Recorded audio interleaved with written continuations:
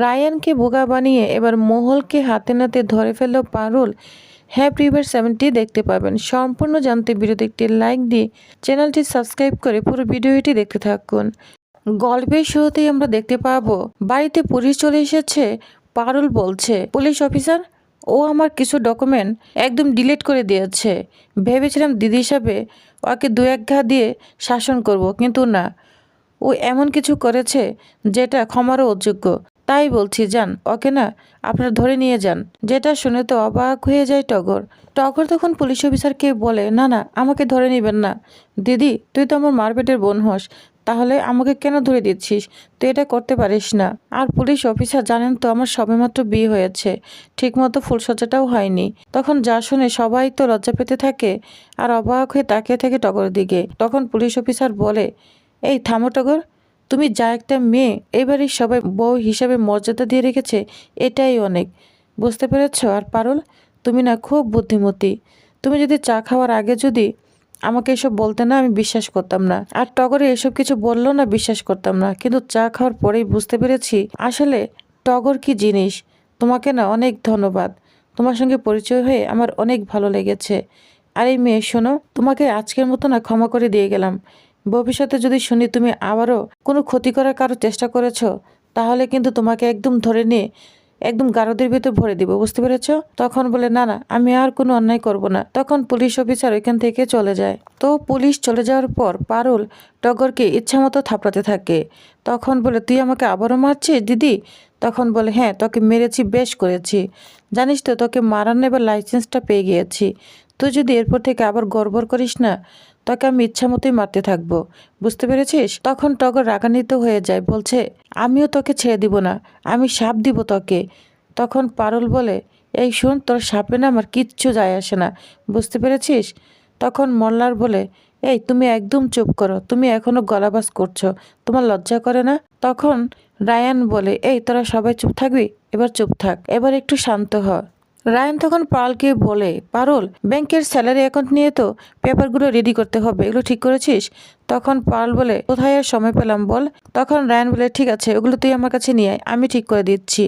তো পারুল ওইখান থেকে চলে যাবে। চলে যাওয়ার সময় তার বোনকে বলে, শোন, এসব না বন্ধ কর, তা না হলে তোর কপালে দুঃখ আছে, বুঝতে পেরেছিস? এটা বলে পারুল ওইখান থেকে চলে যায়। এদিকে রায়ান তার রুমে এসে মহলের সঙ্গে কথা বলছে। জানিস তো মহল, বাড়িতে কি একটা ঘটনা ঘটে গিয়েছে। মল্লারের বোন একটা ফালতু, বুঝতে পেরেছিস?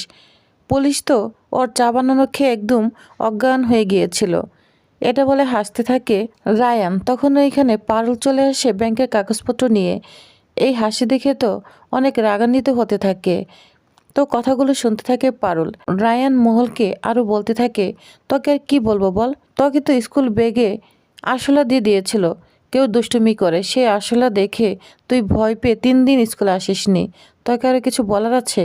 এটা নিয়ে খুব মজা করতে থাকে আর হাসতে থাকে রায়ান। পারুল তখন বলে, দেখেছিস, তীরপিণ্ডে সেই স্কুল জীবনে আসলে দেখে ভয় পেয়েছিল, ওইটাই মনে রেখেছে। আর আমার সঙ্গে এমন ভাব দেখায়, এমন বিপদে আমার পাশে এগিয়ে আসে যেন ও আমাকে ছাড়া কিছুই বোঝে না। দাঁড়া, আমার মাথার নাচকে তার কেটে গিয়েছে। 2 নৌকায় পথ চলা তোকে আজকে আমি দেখাবো।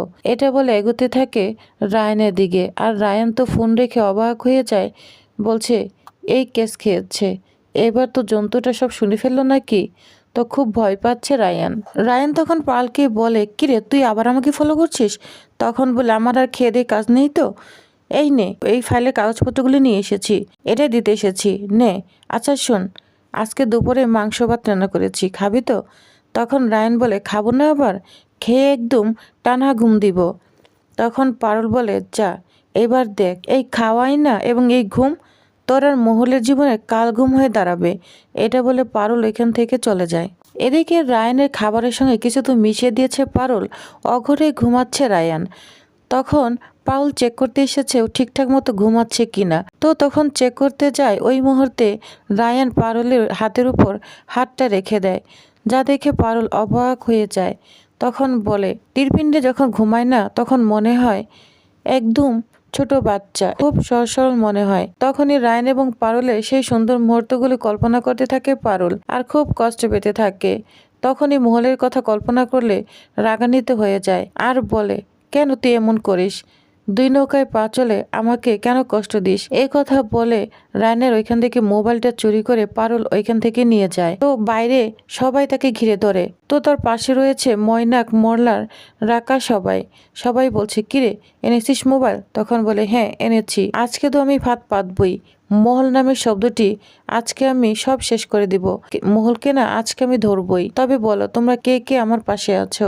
তখন সবাই হাত মেলাতে থাকে, বলছে হ্যাঁ আমরা সবাই তোমার পাশে আছি, আমরা সবাই চাই রায়নের সত্যিটা সামনে আসুক। তো এটা বলে সবাই হাত মেলাতে থাকে। তখন পারুল বলে তাহলে আমার আর কিচ্ছু চিন্তা নেই, তোমরা যখন আমার পাশে আছো আজকে তো ওই মহল নামের মিশনটা সাকসেস হবেই।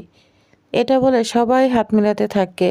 অন্যদিকে দেখা যায় মহল রায়নের মাকে ফোন দেয়, বলছে আন্টি রায়ান কোথায়? ও আমাকে 4:30 একটা ক্যাফেতে আসতে বলেছে, কিন্তু ও তো আমার ফোনই তুলছে না, ওকে তাড়াতাড়ি আসতে বলো। তখন বলে তুমি কি বলছো? ও তো ঘুমাচ্ছে, ও তোমাকে আসতে বলবে মানে? তখন বলে হ্যাঁ ও আমাকে আসতে বলেছে, যাও ওকে তুলে দাও। তখন বলে ঠিক আছে। এটা বলে ফোনটা রেখে দেয়। এদিকে রায়ানও উঠে পড়েছে, অনেক বেলা পর্যন্ত ঘুম পেরেছে। তখন বলে কি ব্যাপার, আমি এত বেলা পর্যন্ত পরে পরে ঘুমাচ্ছিলাম, আমার ফোনটা কই? এই বলে ফোনটা খুঁজতে থাকে, কিন্তু রায়ান কোথাও ফোন খুঁজে পায় না। তখন ওই মুহূর্তে তার মা চলে আসে, বলছে কিরে তুই কি খুঁজছিস, আর তোর ফোন কোথায়? তুই নাকি মহলকে 4:30 আসতে বলেছিস। তখন বলে আমি 4:00 আসতে বলেছি? কিভাবে, আমি তো ঘুমাচ্ছিলাম। তখনই রায়ানের মাথায় চলে আসে পারুলের কথা, বলছে জন্তুটাই কাজ করেনি তো, আমার ঘুমের সুযোগ নেই, ও আমার ফোন নিয়ে টেক্সট করে দিয়েছে মহলকে। হ্যাঁ হ্যাঁ এই নিশ্চয় এটা করেছে, এরকম শয়তানি বুদ্ধি ওর ছাড়া আর কারোই আসতে পারে না। মা তাড়াতাড়ি তোমার ফোনটা দাও তো। এই বলে রায়নের মার ফোনটা নিয়ে ফোন করতে থাকে মহলকে। ফোন ওঠা মহল, না হলে যে সর্বনাশ হয়ে যাবে, সব ধরা খেয়ে যাব আমি, পারুল সব জেনে যাবে। কিন্তু মহল কিছুতেই ফোন তুলছে না। রায়ন তো খুব চিন্তায় পড়ে গিয়েছে। এদিকে পারুল সবাইকে নিয়ে চলে এসেছে মহলকে ধরার জন্য। পারুল বলছে আমি ঠিক জানি ও এই মুহূর্তে এখানেই থাকবে, এখানেই থাকার কথা। কিন্তু টাইম ওভার হয়ে যাচ্ছে, মহল আসছে না। তখন তারা ওই ক্যাফেতে মহলের জন্য ওয়েট করতে থাকে। এদিকে রায়ান মহলকে ফোন করে যাচ্ছে, মহল ফোন তুলছে না। রায়ান মোটরসাইকেলে দ্রুত বেগে আসছে ক্যাফের দিকে। এদিকে মৈনাক বলে এখনো তো এই মহল আসছে না, আমার তো অনেক ক্ষুধা লাগছে। আর রায়ান যে কি মেয়ের সঙ্গে প্রেম করছে না, ও তো সংসার করতে গেলে ভাতই পুড়ে ফেলবে। তো এটা নিয়ে মজা করতে থাকে। আর তখন মল্লার বলে থামবে, এসব কথা এখন বাদ দাও। তখন মৈনাক বলে ঠিক আছে, আমি তাহলে বাইরে থেকে দেখে আসি ও আসছে কিনা। এটা বলে মৈনাক বাইরে চলে যায়। তখনই দেখতে পায় একটা মেয়ে ওইখানে দাঁড়িয়ে আছে, কারণ ও তখন রায়ানের সঙ্গে কথা বলছে। রায়ান তখন মহলকে বলছে মহল তুই ওইখান থেকে তাড়াতাড়ি চলে যা, তুই ক্যাফেতে ঢুকিস না, কারণ পারুল তোকে ধরার জন্যই ভাতটা পেতেছে। যা শুনে তো অবাক হয়ে যায়। আর তখন শুনতে পায় কথাগুলো মৈনাক বলছে রায়ান বলল না, তার মানে ওইটাই মহল। হ্যাঁ হ্যাঁ মহলই তো ওইটা। আর এদিকে মহল মৈনাককে দেখে অবাক হয়ে যায়, বলছে মৈনাক দা। এটা বলে মহল দৌড়াতে থাকে, পালানোর চেষ্টা করতে থাকে। আর তখন বলে আমাকে এক্ষুনি পারুলকে জানাতে হবে। এটা বলে পারুলের কাছে যায় আর বলছে পারুল তাড়াতাড়ি চলে আসো, মহল পালাচ্ছে। যা শুনে তো পারুল অবাক হয়ে যায়। তখন তরিতা, রাকার সবাই মিলে মহলকে ধরার জন্য চেষ্টা করছে। এদিকে পারুলও দৌড়াতে থাকে, মহলও দৌড়াচ্ছে নিজেকে সেভ করার জন্য। আর অন্যদিকে রায়ান দ্রুত বেগে আসছে মোটরসাইকেল নিয়ে, রাস্তায় আটকা পড়ে যায়। অনেক জনগণ জড়ো হয়ে থাকে, সেখানে একটা ঝামেলা বেঁধেছে। বলছে কি হলো এখন আবার? তখন মোটরসাইকেল থেকে নেমে একজনের কাছ থেকে রায়ান জিজ্ঞাসা করে এখানে কি হয়েছে। তখন বলে জানেন তো দাদা, একটা মেয়ে না একটা মেয়েকে অনেক পেটাচ্ছে। যা শুনে তো রায়ান অবাক হয়ে যায়, বলছে এই সেরেছে, তাহলে মনে হয় দুইটি মারামারি করছে, আমাকে এক্ষুনি ওদের ধরতে হবে। এই বলে রায়ান মোটর সাইকেল নিয়ে আবার দ্রুত বেগে ছুটতে থাকে। এদিকে পারুলও তো দৌড়াচ্ছে মহলকে ধরার জন্য, এদিকে মহলও দৌড়াচ্ছে। তো দৌড়াতে দৌড়াতে একসময় ট্যাক্সিকে পায়, সেখান থেকে চলে যাবে তো আর চলে যেতে পারে না, পারুল ধরে ফেলে। তখন পারুল মহলকে ধরে একদম গড়াগড়ি খেতে থাকে। তো এক সময় পারুল মহলকে দেখে ফেলে, মহলকে দেখে তো অবাক হয়ে যায়, বলছে এই মেয়ে তো অনেক সুন্দর, আমার থেকে অনেক সুন্দর, খুব সুন্দর রং। তাহলে রায়ান এই সুন্দর রূপ দেখেই ভুলেছে। তখনই রায়ানের কথাগুলো কল্পনা করতে থাকে পারুল। কারণ রায়ান বলেছিল, আমার কাছে গায়ের রং কোনো ম্যাটার করে না, গুণই আমার কাছে আসল ম্যাটার। পারুল তখন চোখে জল মুছে বলে, রায়ান, তোকে আমি এত ভুল ছিলাম? তোর কথাগুলো সব ভুল ছিল। তোর কাছে রূপেরই কদর হলো, তবে এই মেয়ের কাছ থেকে আমাকে সবকিছু জানতেই হবে। কোনো একটা গরমিল রয়েছে। অবশ্যই এই মহলের কাছ থেকেই সব সত্য আমাকে জানতে হবে, কারণ রায়ান এরকম হতে পারে না। এটা বলে খুব কষ্ট পেতে থাকে পারুল। তো ভিউয়ার্স, তাহলে আপনাদের কি মনে হয়, এবার কি মহল পারুলকে সব সত্যি খুলে বলবে? জেনে যাবে সব কিছু পারুল?